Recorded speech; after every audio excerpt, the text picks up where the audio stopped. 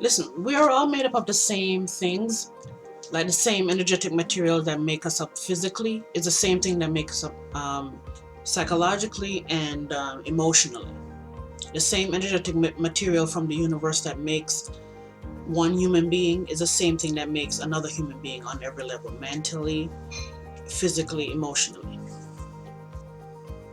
This means that we all feel the same emotions, just at different degrees, right? We all came into this universe with a similar collective life purpose, right? Which causes us to have the same range of emotions. We all feel two base emotions, right? Love and fear. We know this. Well, a lot of people know this. These two emotions, they further create other emotions branching out of them, which causes us to have the same base emotions and really the same branching emotions, just at different degrees. So this further causes the same kind of trauma at different degrees, and the same kind of traumas rather at different degrees.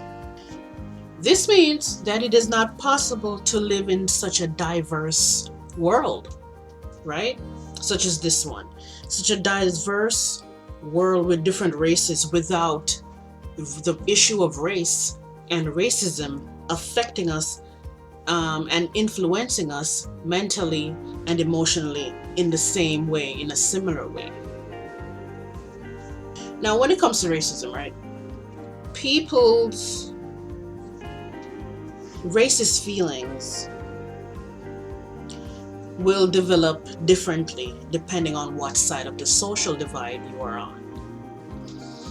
Meaning, for white people, the initial state of their racism initially developed from seeing black people and people of color in general.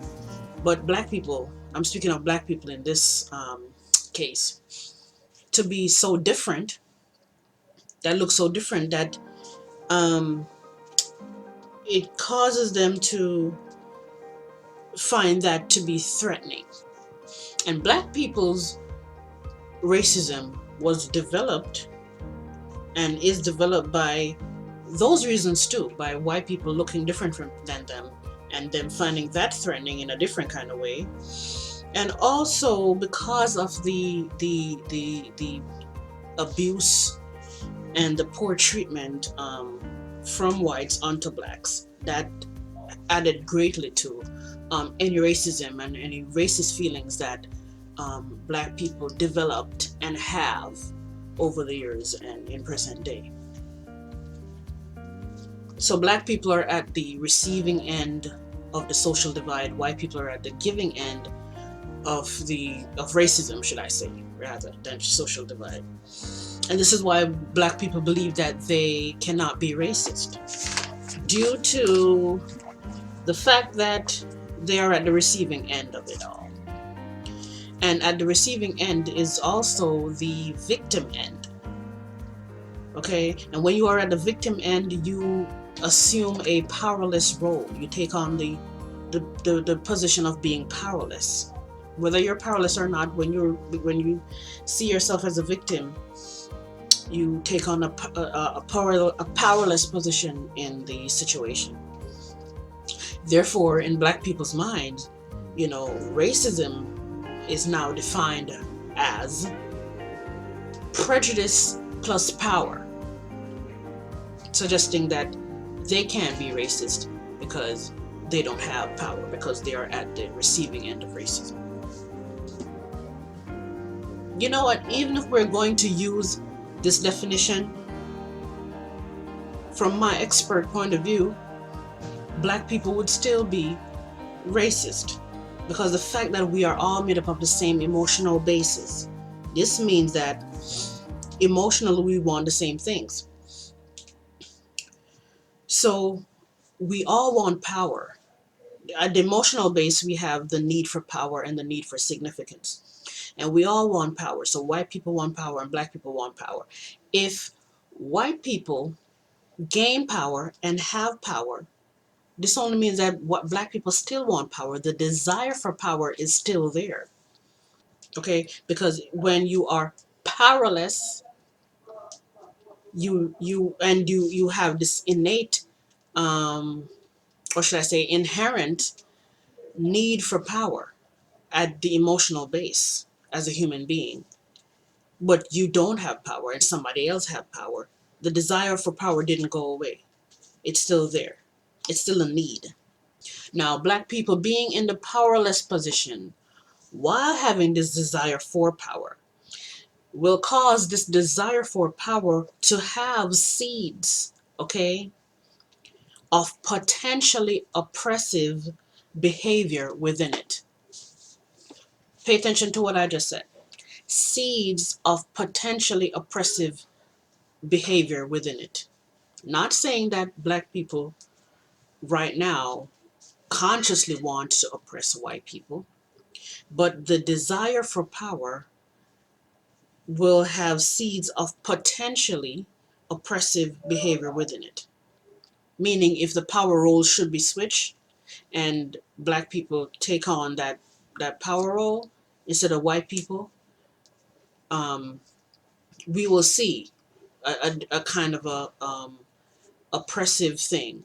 Not from all white black people, but for some black people, because we're all made up from the same emotional base. Now, continue to follow this, right?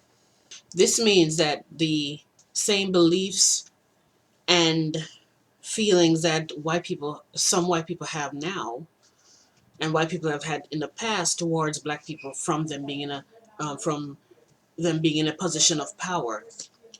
If the power roles should switch, those feelings and emotion will start to emerge for black people. If black people should assume the power position, this will be coming from a place of revenge and a need to be on top from being on the bottom. Okay, and it's also coming from a need to prove oneself to the world, to prove oneself and one's inherent power to the world. Now, listen to this. The main reason why black people don't know that they have seeds of potentially oppressive behavior within them right now is because when you are at the victim end, the receiving end and the victim end of anything, in this case racism, it is also the humble end. Okay, so the potential oppressor within you don't show itself, will not show, because you want to be the good guy. The victims will always want to be the good guy.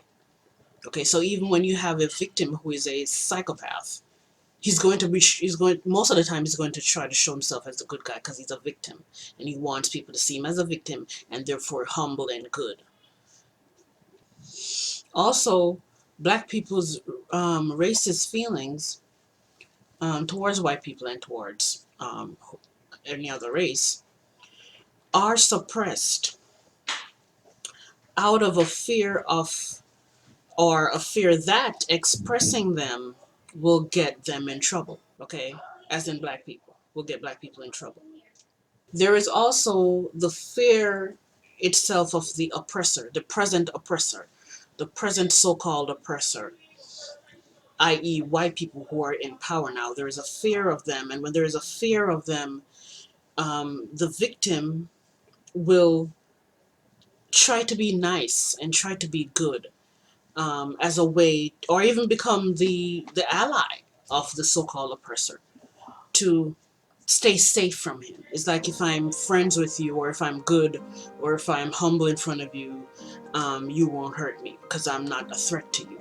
So that mentality, or should I say that mindology, as I call it, or that psychology, is also one factor that is helping to suppress black people's racism right now. So it's not possible for any human being to not be racist in this society, right? It's not possible because we all have the same base emotions. We all are feeling the same things. And if one set of people, one group of people who identify as one group take on that role of power, which we all want power and want take on power, the desire for power in the people who are powerless did not go away. It's still there. So if you're going to define racism as prejudice plus power, then I would have to say that um, uh, black people would still be in a position of being racist, because the need for power and the desire for power is still there. Okay, and black people try to gain power in a very manipulative kind of a way, in a very undermining kind of a way that is very subtle and very insidious, and um, people don't understand that this is a, well, some people get it, but some people don't understand that this is a quest for power, you know, using political correctness and in a way to try to subdue white people. And I'm not saying that white people should subdue black people or vice versa. I'm just saying this is a tactic, a very insidious tactic on black people's part to carry out their own racism and their own way of trying to strip white people of power, okay, to gain power for themselves. So that's another reason that I could argue that, not even argue, I know it's a fact, but let's just say argue that black people too are racist. And it's not possible for any human being to not be racist on this planet, myself included. Thank you, and bye.